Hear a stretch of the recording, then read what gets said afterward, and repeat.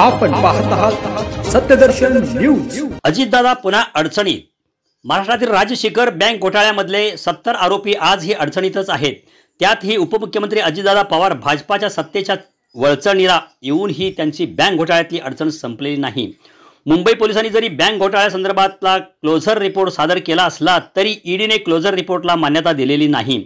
त्यामुळे या प्रकरणाची सुनावणी 12 जुलैला मुंबई हायकोर्टात होणार आहे।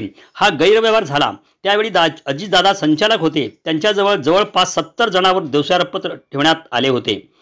तत्कालीन मुख्यमंत्री पृथ्वीराज चव्हाण यांनी राष्ट्रवादीच्या वर्चस्वाखालचे राज्य सरकारी शिखर बँकेचे संचालक मंडळ बरखास्त करून त्यावर प्रशासक नेमला होता। त्यानंतर या सगळ्या प्रकरणाची चौकशी झाली, बऱ्याच राजकीय घडामोडी घडल्या।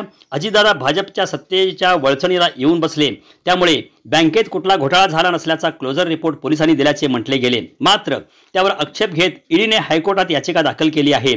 आता त्यावर 12 जुलैला सुनावणी होणार आहे।